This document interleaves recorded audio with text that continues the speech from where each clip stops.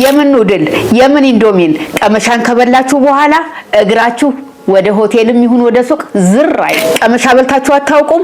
ኑ እናዘጋጅ። እኔ የተጠቀምኩት የጥቁር ስንዴ ዱቄትን ነው። እናንተ ከፈለጋችሁ በፉርኖ ዱቄት ወይንም ደግሞ በነጭ ስንዴ ዱቄትን መጠቀም ትችላላችሁ። ከዱቄቱ በኋላ ትንሽ ጨው፣ ትንሽ ኮረሪማ ታደርጉና ታዋህዱታላችሁ።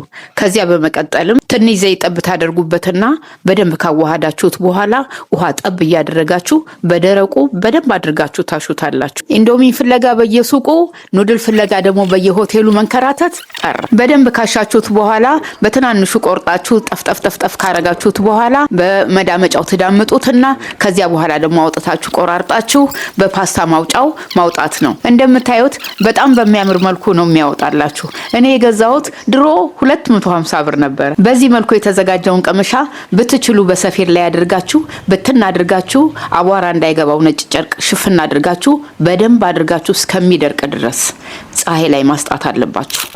ከፀሐይ ላይ ነው የመጣሁት።